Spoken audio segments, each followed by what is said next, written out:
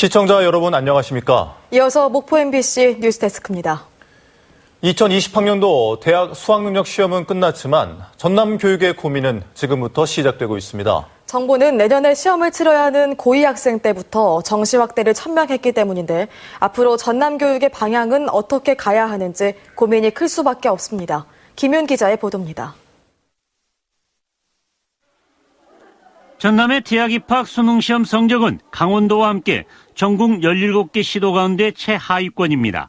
한국교육과정평가원이 지난해 수능 성적을 분석한 결과 전남은 국어, 수학 등 과목별 1, 2등급 비율은 평균에 미치지 못했지만 하위 등급은 모두 평균보다 높았습니다.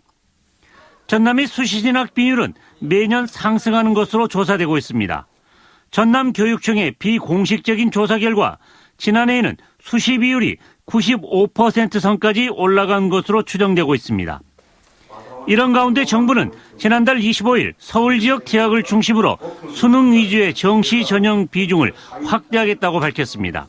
서울 소재 대학에 대해서는 정시 수능 위주 전형의 비율을 상향 조정하되 구체적인 상향 비율과 적용 시기에 대해서는 대학과 교육청 등과 협의해서 내년에 시험을 치르는 고2부터는 정시 비중이 최대 50% 선까지 늘어날 것으로 전망되고 있습니다.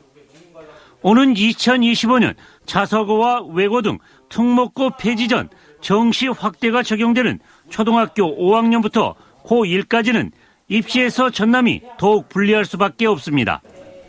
장소금 교육감도 이런 우려 때문에 최근 전남 진로진학 공론회장을 마련해야 한다며 범도민적 대책 마련을 주문하고 나섰습니다. 학다리고 교장 선생님을 비롯해서 교감, 그리고 장학사, 교사 11분 정도로 구성된 TF팀을 지금 구성해서 지금 말씀드린 대입 제도 체제 개편에 대해서 어떻게 합리적으로 대응할까 이렇게 고민을 지금 하고 있고요. 도시지역과 농산, 어촌, 도서지역까지 포괄하고 있는 전남 교육의 여건을 감안하면 정시 확대, 입시 위주 교육 정책의 맞춤형 대안을 찾기란 쉽지 않아 보입니다. MBC 뉴스 김윤입니다.